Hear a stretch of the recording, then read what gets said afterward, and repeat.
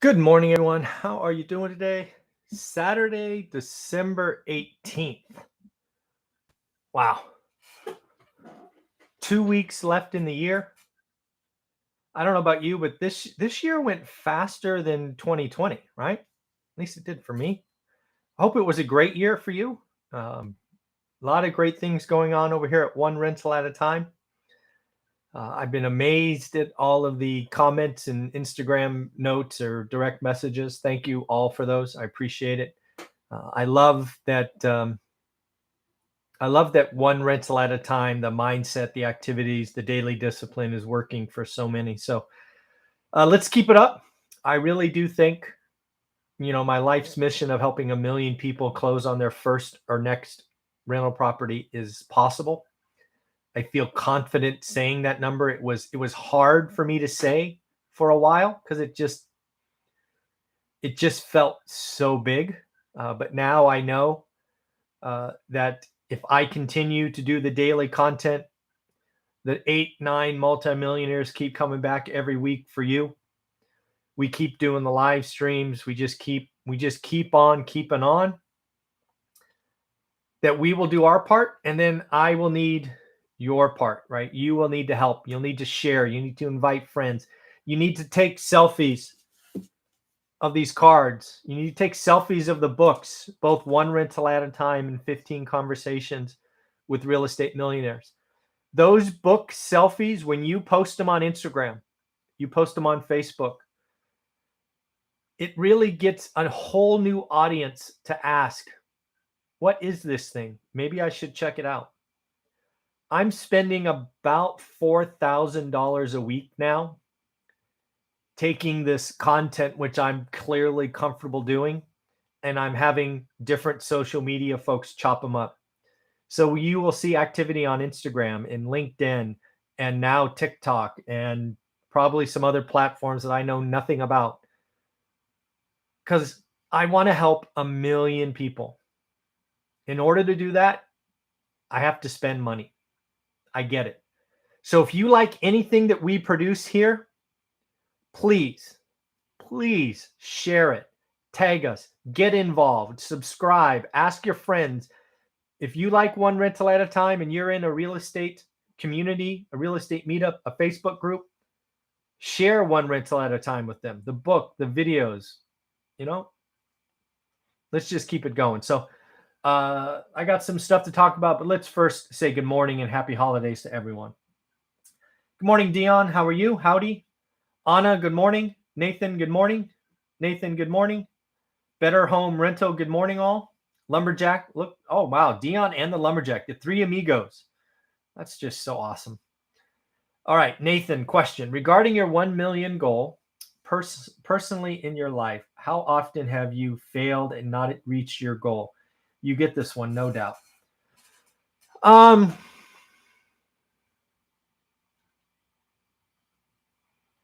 When I set my mind to something, right, I often call my superpower the hammer, right? I just keep going.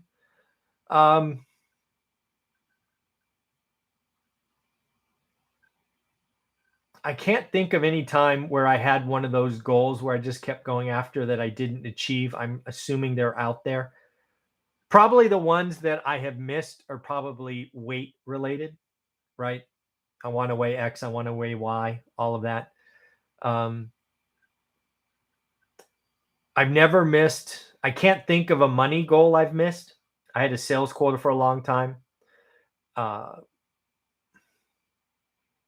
Yeah, any goal that I truly believed in, I've eventually gotten there. I may not have gotten there in the time frame that I wanted, Nathan, but I eventually got there. I just don't stop. I don't know what it is about me. I'm just wired weird.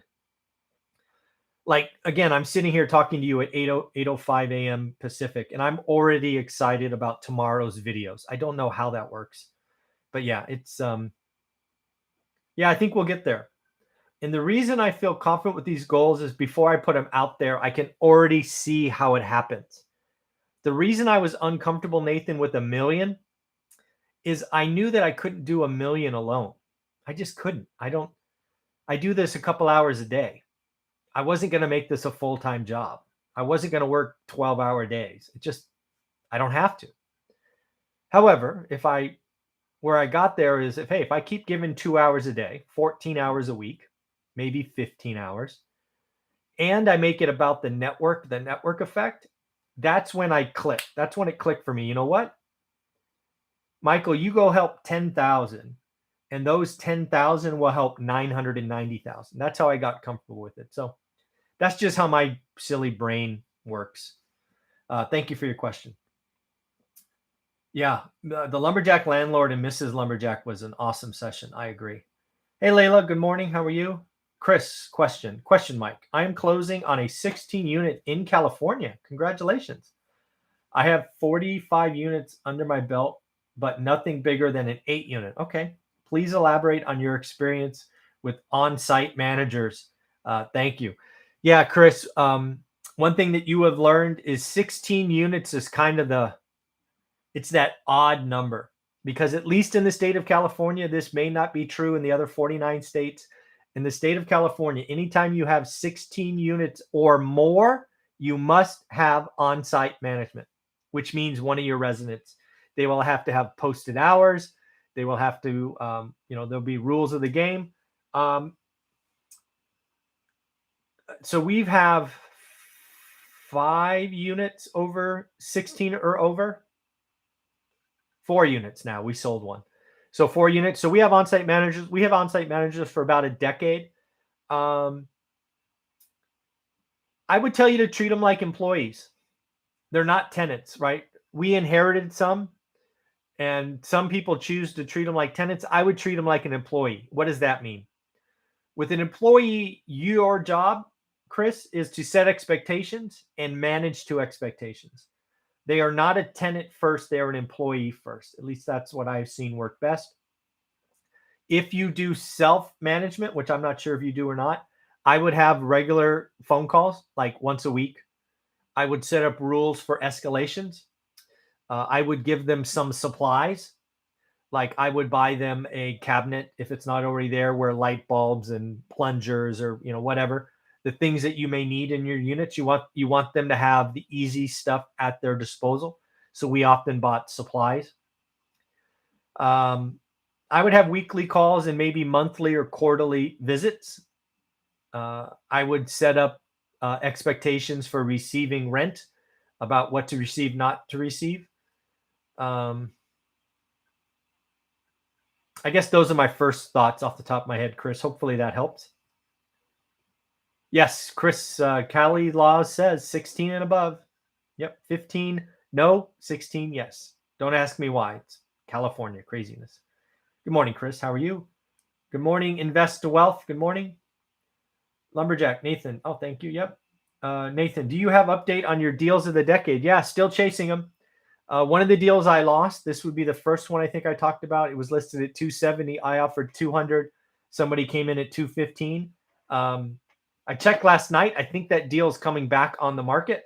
I need to get confirmation.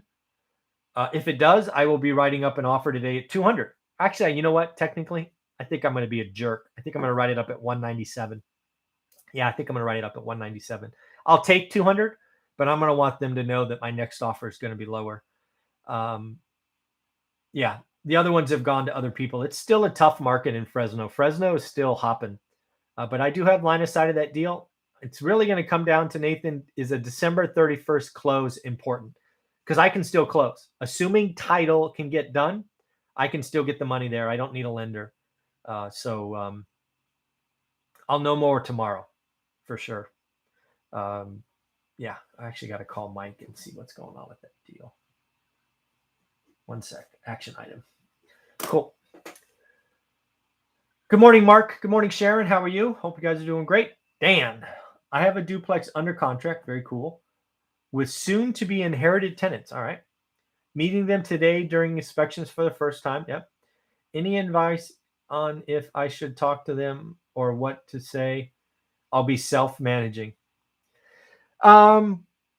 Again, this is just me. Lumberjack or Dion may have different opinions. Until I own it, I really don't. Until I own it, I don't really start asking any questions about maintenance or any other things. But yeah, I mean, you get a feel for them, be friendly. Um, yeah, know that they're going to be nervous probably. I think most tenants, when the previous landlord sells, assumes the next landlord's going to be raise the rents and do all of that. So just realize that the tenants are probably nervous. It is the holidays too, so they may have it may be a mess. Who knows? Um, just every time I walked properties and met tenants, don't be a jerk. You got to remember it's probably more stressful for them than it is for you. Because think about it. You're walking in, I don't know, rent's under market. They're looking at you going, "Oh, honey, that's the guy that's going to raise our rent." Yeah. So I don't think I would dig too deep. This is about the property. This is about the property. Once you're the landlord, then you can make it about the tenants. At least in my opinion. That's what I'm thinking. Hopefully that helps. Nathan, question: can you give outcomes on 2 scenarios? Maybe. Let's see. 1, feds. Oh, the Fed. Oh, wait, feds. Don't let access markets drop and get afraid and back off. Okay, 2, feds get aggressive and not back off tapering and rating. Oh, Nathan, those are great questions. Let me think about that. So yeah, I think Nathan's right. The Jerome Powell, we're going to say Powell, right? Because he's the Fed president. So Jerome Powell sitting here. It's Christmas, New Year's. Maybe this new virus is as contagious as everybody says. We have New York lockdowns and we have NFL and NBA canceling fans. I don't know. It goes back to the way it was. That spooks Jerome Powell. He extends the taper, which is the first thing I think he would do. He would say, hey, we're not going to be done in March. We're going to be done in June. I think that's the first thing he does, Nathan. And God, that would be not good, because that would basically mean the recession is pretty likely. I think Powell looks at this, goes, the recession is coming. I'm out, right? I'm not going to do anything. So that means rates stay low longer. That could mean more stimulus. Oh my God, more helicopter money. That's a bad outcome. We have to have some pain.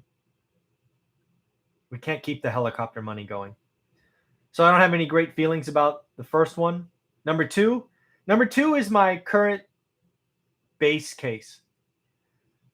I think Jerome Powell, and I think I've said it on the channel a couple of times, needs to become Paul Volcker and needs to once and for all stamp out inflation. I think Jerome Powell needs to cause a recession. I think he needs to raise rates. I think he needs to do these things. And he needs to do them. He needs to break inflation. And then he could always back off. He can always go backwards. I think in scenario 2, we have a more severe, call it what it is, stock market reaction. I also think we go up in rates and then come down. I don't know how we don't have a recession next year. Either scenario 1 or scenario 2. Scenario 1, we probably walk into a recession Q1, Q2. Scenario 2, kind of Q3, Q4. I think we had a recession brewing in 2019 and it's time to pay up. That's what I think's coming. Yeah, that's a good question, Nathan. I like how you put that. 2 scenarios. That was good. Chris, oh, you're very welcome. Nathan, what did you do if your earlier days, or what do you do today when you lose or fear losing momentum in your real estate journey? It's funny. I actually never thought about momentum. I appreciate, Nathan, this is a superpower of mine, that whole hammer analogy. I was always excited about tomorrow. Even though I was doing the work today, I was excited about tomorrow because I always knew it could be the magic day. And sometimes the magic day happened. So I just never stopped. It's part of the reason in my first book, One Rental at a Time, I admit that one of my greatest mistakes is I didn't celebrate the victories. I didn't take a selfie in front of any house I bought. How stupid is that? Just dumb. Why? Because it didn't mean anything to me. I was looking down and going ahead. I wanted the next deal, the next deal, the next deal. So I never put pressure on myself. I never put pressure on myself. I kept doing the deals, and when single family homes didn't work, I went to apartments. And when those didn't work, I went back to houses. And when a deal came for a multi-use, I did the math and bought the deal. I My life was, I already had enough pressure with a quota at work, 9 to 5, 8 to 5, whatever that was. Pressure of raising a child and keeping, the wife happy. I didn't add pressure with real estate. Real estate was my escape. Real estate was it was how I was going to escape the rat race. And I knew it was just one day at a time. I didn't add pressure. I didn't think about slowing down. I went months, probably quarters without deals, but I just kept moving forward. Yeah. Yeah. So I actually never thought about the momentum. I've thought a lot about it now, but like in the moment, head down, buy box, buy box, buy box. Don't look around. Don't look up.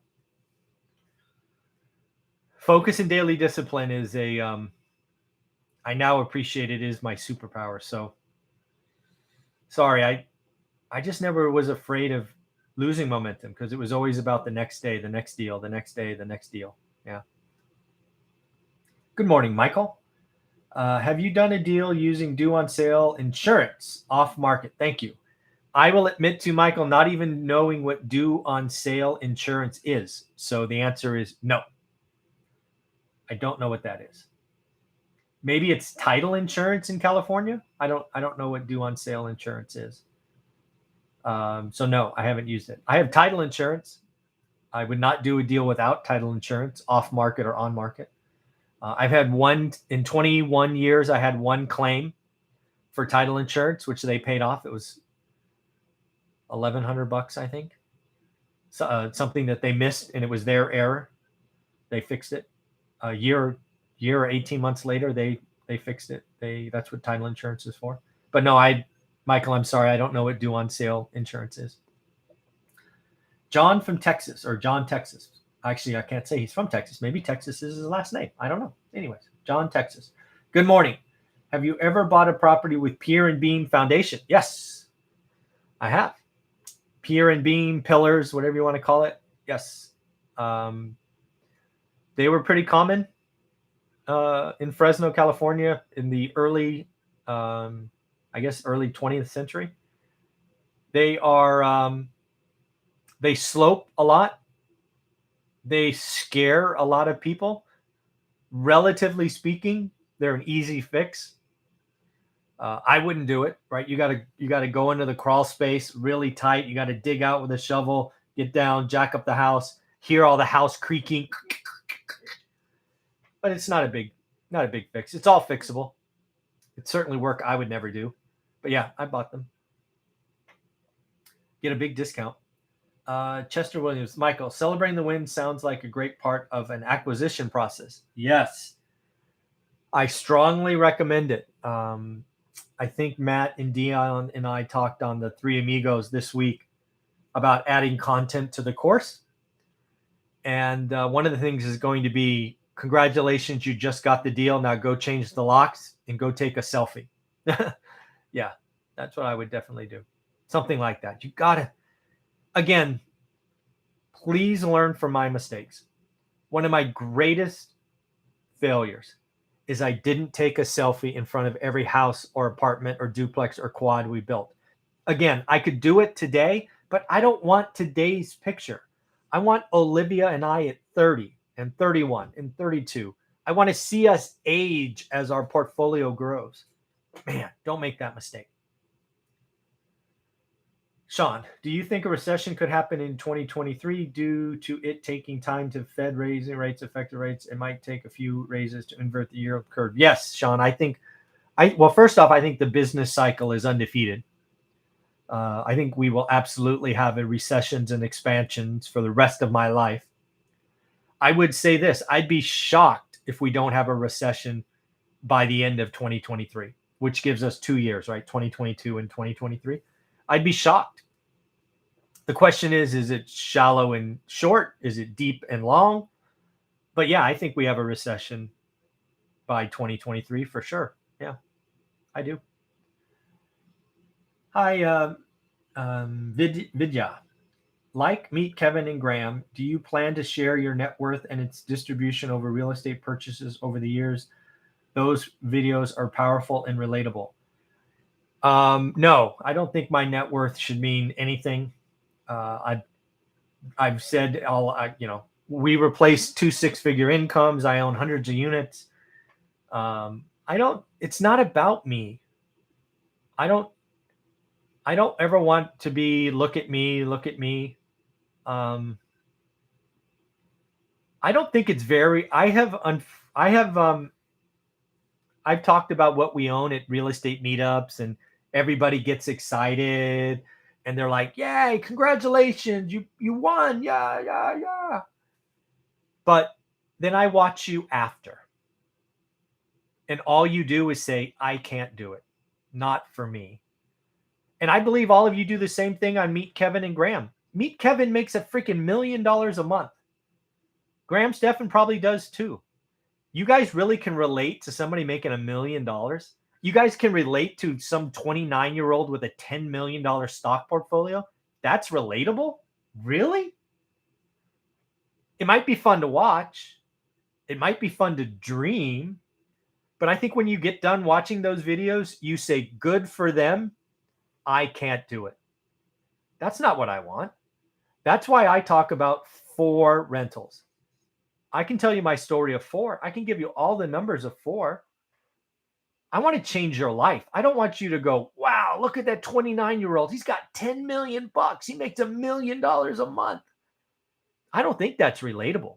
I think that is the opposite of relatable. I think that causes people to go, I can't do it. It's too big. It's too big. And I say this as someone who has spent 5 years telling the story of hundreds of units and watching all of you go, good for them. I can't do it. So no, I don't do those videos. I think they are highly watched. I think they help the creator, but I don't think they help you. That's my opinion. And I don't create videos for clicks, so I don't do that. But maybe I'm wrong. I mean, I don't know. Maybe I'm wrong. Maybe I'm wrong. Some foundation issues in my area. Yeah, there's a lot of parts of the country where foundation issues are like a thing. I remember we looked at San Antonio, Texas, and they actually called the cracks in the stucco beauty marks. I always thought that was funny. Beauty mark. They're not cracks, they're beauty marks, because the land in San Antonio, as I remember, was very porous and it settled all the time. Yeah, that was funny. Lumberjack, what was your last deal like? I assume he's asking me versus somebody else in the stream. My last deal was a duplex. I think it was 188 grand. Rented a little bit under market. I gave them 90-day notices to vacate. They now have vacated. We now are putting new tenants in. Rents are going up about $400, I think. 450 maybe. Yeah. The first unit was left clean. The second unit was left not very clean. I had to spend a couple of $1,000 cleaning it up. Then, oh, by the way, I ran my accelerated depreciation. If you don't know what that is, I've done a couple of videos on that.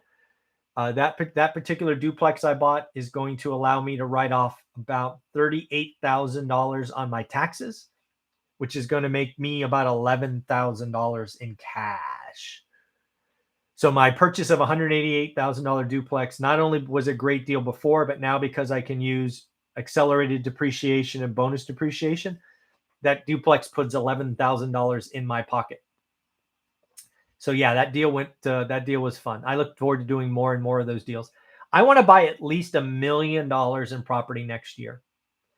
$1 million in property for me would mean $800,000 in building, $200,000 in land. $800,000 given past ratios would mean I'd write off $240,000 in taxes, which means I would put about 80 to 100 grand in cash in my pocket. So I want to do at least $1 million next year, at least, because next year is the last year we have full depreciation recap or full bonus depreciation.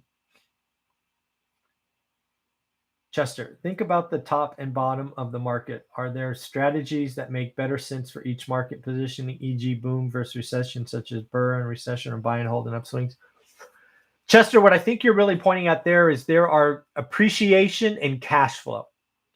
There are times, and actually Omar, who's my Tuesday expert on the channel, Omar and I talked like February of this year. We did a video that said, and I quote, "This is the best time to ever flip."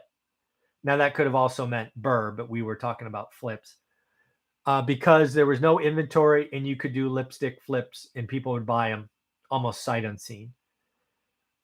There are times like that, and that's more about lack of inventory and just people buying. They were buying junk at retail. It was crazy. So yeah, I think there's times where appreciation can be relatively safe. It's not something that I ever bet on. But yeah, I think cash flow, positive yield, great yields are it's always possible. It is harder. 2020 was the hardest year in 21 years to execute one rental at a time.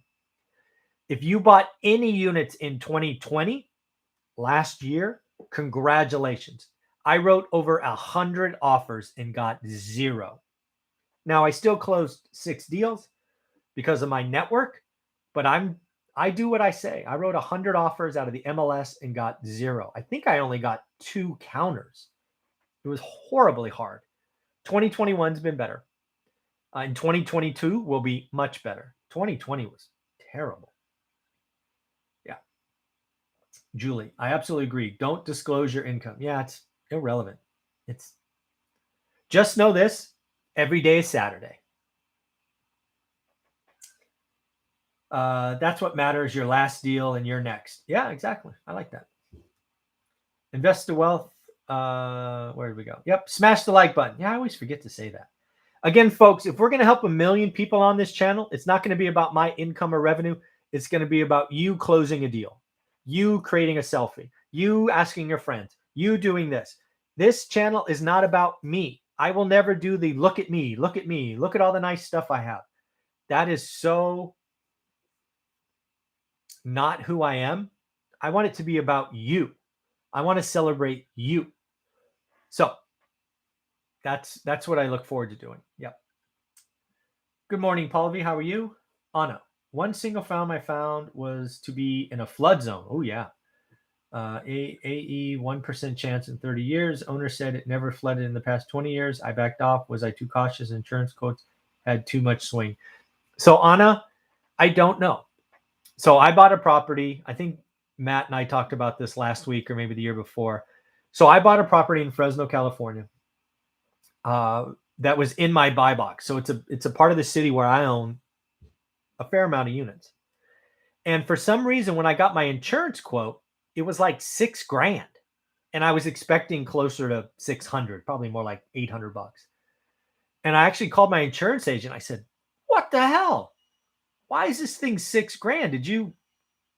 Did I miss something? Right? Is there I don't know what's, I mean, is there an oil company next door or something? What are you doing to me? And she said, Michael, unfortunately, that street is all flagged flood zone. And I'm like, first off, I thought I missed something. So I went back to the property. I'm like, okay, did I not look in the backyard? Is there a canal? Is there something going on that I missed? Nothing. There's no water or any of that stuff for half a mile at least. So I went back to my insurance agent and said, something's wrong.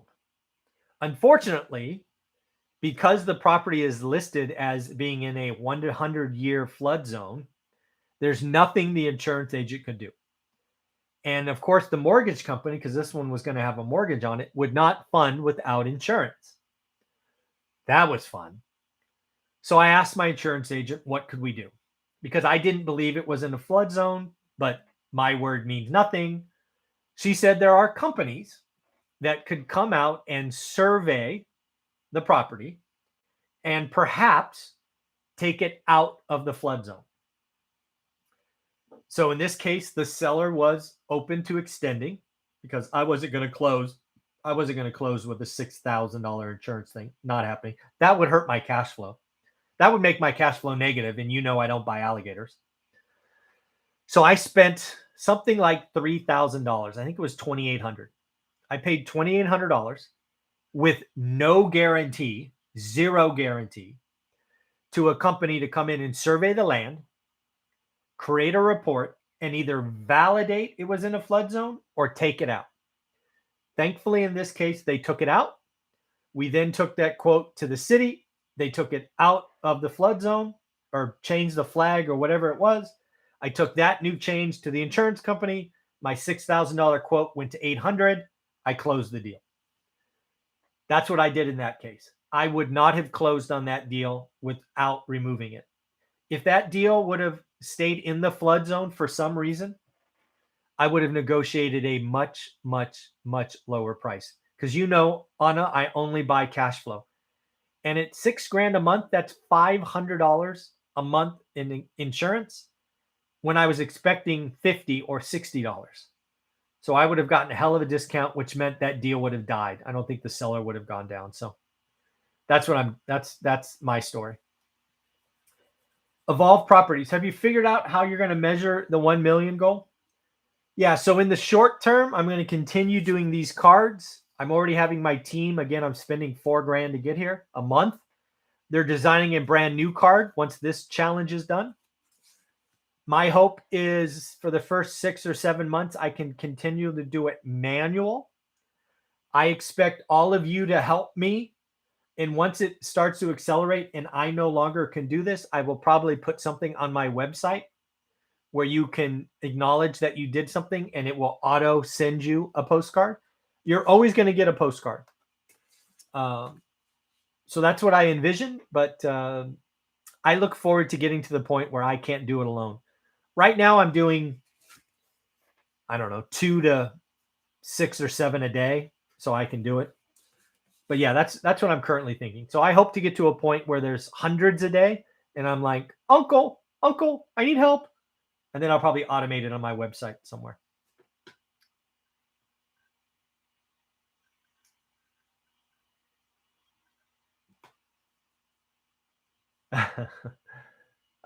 It's okay to buy a flip, right? With the inspection, specifically if the market has scarce it's okay to buy a flip, right?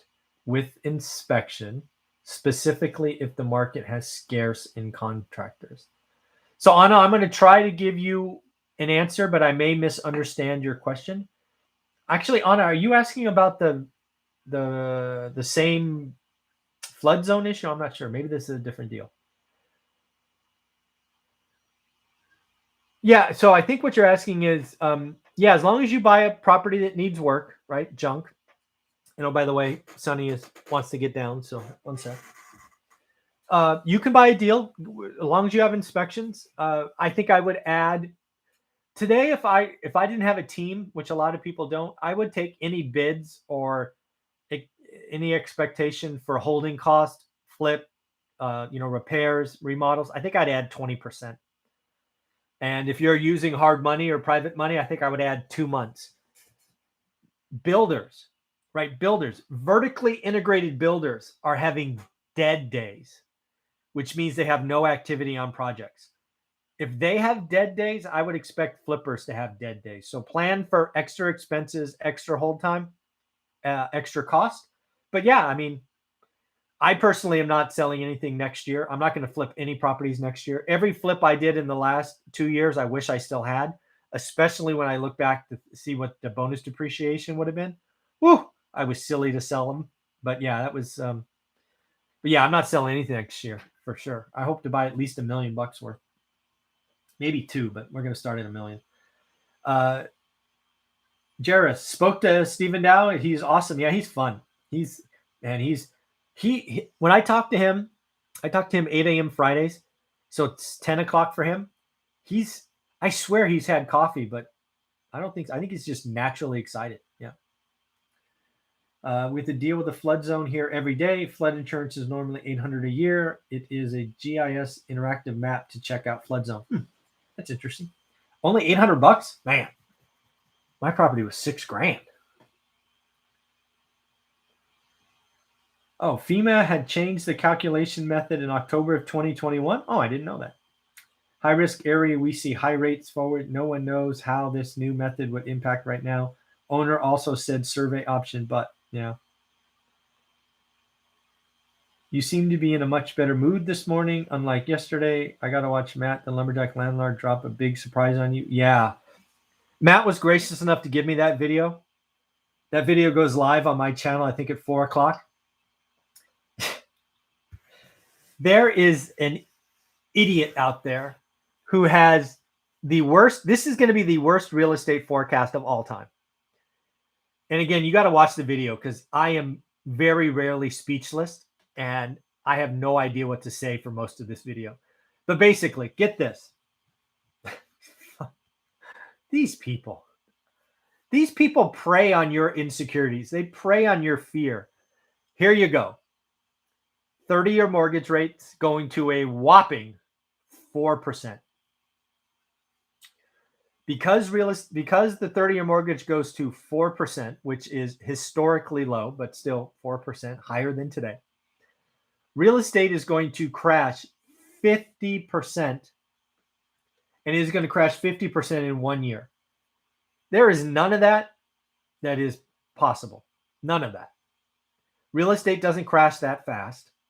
The Great Recession, the most bogus real estate market of all time, took 5 years to crash. Now, it did crash 75%, but it took 5 years. 4%? Are you kidding me? That's just a joke, right? Oh, my God. Anyways, yeah. That video is, I'm very rarely left speechless. And the first 2 minutes of that video, I have no idea what to say. It'll go live at 4 o'clock. It was really bad. Anna, I had meant the property that had been flipped turnkey, so I won't have to. Oh, I'm sorry. Yeah, Anna, that's really what my course is all about. I want you to, the spreadsheet that you build in my course, Anna, it should tell you buy a turnkey or buy junk. When you buy junk, you need more cash for repairs and all of that. But turnkey, maybe zero make ready. I want you, Anna, to buy the highest yield. I think for many markets, I don't know what market you're in, Anna. For many markets today, given where rates are, it's probably cheapest to get turnkey. Probably. It's probably the best yield. But I don't know that for sure. I don't know your market, but I think that is, I would guess that's probably true for half the markets in the country. That's just a guess. Yeah, garage door, 6 months waiting, special door, and 8 months wait. Man, can you imagine? Your kid accidentally backs out the car and takes the garage out, and you got 6 months of, that's crazy. 6 months. Wow. What will be the yield on your duplex deal you just did? What's your market average? So the market average in my area is about 6%. Now that I've done the rent raise, if I get really creative and I back out the tax savings, let's just say the yield's double digits. Yeah. And again, I got 3.99% money, so it's a leverage deal. It's not cash. And if you know the difference, if it's an all cash deal, the yield goes down. So I got a 3.99 30-year money. Thank you, Stephen Dow. The worst part of RVC's shock factor video is he faces zero consequences. So he can be completely unaccountable for such wild and seemingly intentionally wrong speculative guesses. Yeah. I think I say in the video that comes out at 4:00 that people need to unsubscribe. The consequence is you finally say enough and people stop watching. I promise you, if you stop paying him a penny for all of that BS videos, he'll stop making them. I guarantee you. The guy fishes for $5 donations. Can you really? Really? That's amazing. Oh my God. It's funny. Just quoted 10 weeks for Windows. Yeah, folks. Right now, Windows and doors. If you got anything non-standard, yeah. You are with a 500 donation. I don't know what that means. Are you saying I ask for donations? I don't think that's what you're saying. Don't know. But you retracted it, so maybe you'll type it again. I don't know. All right, so I think I got to everything. Oh, I'm worth a 500 donation. Abdul, I like you. Yeah, folks, if you want to do something for me, you donate to a charity. You donate to Toys for Tots. You don't send me $5. Trust me. I don't want Please send me $5. It helps me create content. No thanks. I own rental properties. I'm good. I just made myself laugh. That's funny. So Abdul, thank you very much for that. I appreciate it. And again, if you want to do something good for me, you can make a donation to Toys for Tots. I've shared the link on a couple of videos with Ty where we do our weekly wrap ups. That's how you. It's very sweet of you. Very sweet of you. That makes me feel good. Thank you, Abdul. I appreciate that. He said, "Sorry, Lumberjack. I'm confused sometimes. I get confused." Willem, thanks for all your great content. You're welcome. Thank you. You guys are awesome. So again, remember, folks, this channel, me, my 9 multimillionaire friends, the live streams, the goals on Sunday, the community videos. We are trying to help people close 1 million transactions. It is my life's mission. If you want to help us get there, you need to help me blow this up. Invite your friends. Share it on social media. Take selfies. You get one of these cards, you buy one of my books, take selfies. People need to see this thing. You need to help me. If you want to help me, I'm not going to ask for $5. Go to your social media, find one of my videos. I do 30 a week, 35 a week. Find one, tag people, ask them to join. Tell them to join the Daily Financial News. The Daily Financial News now sometimes gets over 100 people live. You know how cool that is? Live, 7:30, 1,000 days in a row. You and me, let's blow this up. Let's get more people joining. Subscribe. Ask your friends to subscribe. Tell them to turn on notifications. Tell them to tune into my friends. We're going to do this thing together.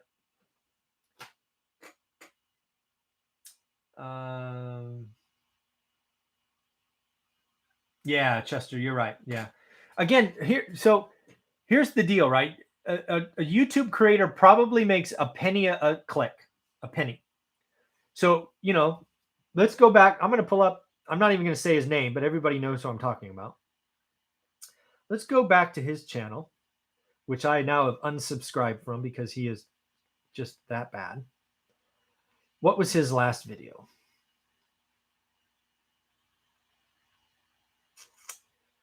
His last video got 30,000 views. So what does that mean for him?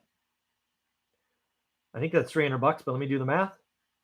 He made $300. $300. Of course he's going to do it. Dude, he's asking for $5. Of course he's going to create videos. $300. Man. Yeah, it's pretty bad. Hans, which help rent more for my property in Phoenix? Add a bed or renovate kitchen? Bedroom. Well, yeah, again, I don't. So again, Hans, maybe you're in a class A neighborhood, maybe B plus neighborhood, and the kitchen matters. But for me, it's very clear. Bedrooms, number one, bathrooms, number two, garage, number three, secure backyard, number four. Better Homes, you're very welcome. Have fun. Chester, curious whether expanding the multi-zip code makes sense in areas where average yield is below 3%. Chester, here's the deal. Because you know the market average, you now have earned the right to expand your buy box. You've been in the group a long time. You know the average is less than 3. You have my permission now to expand your buy box. If you are watching this for the first time and you don't know what Chester just said, you do not have permission to expand your buy box. You must stay in one little buy box until you learn average. Yep.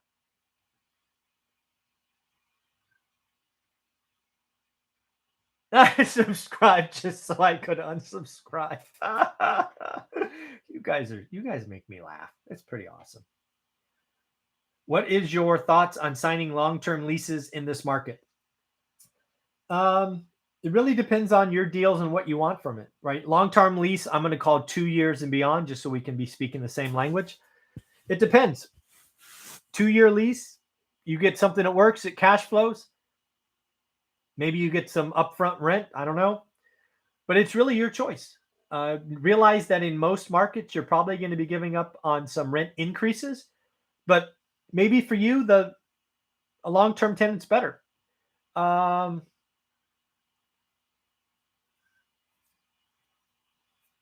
I don't think I would do a 2-year lease today. Maybe for, I think it was actually, you know what? If it's my big houses, like 5-bedroom houses, which I only own a couple of, I think I do a 2-year lease on a big house.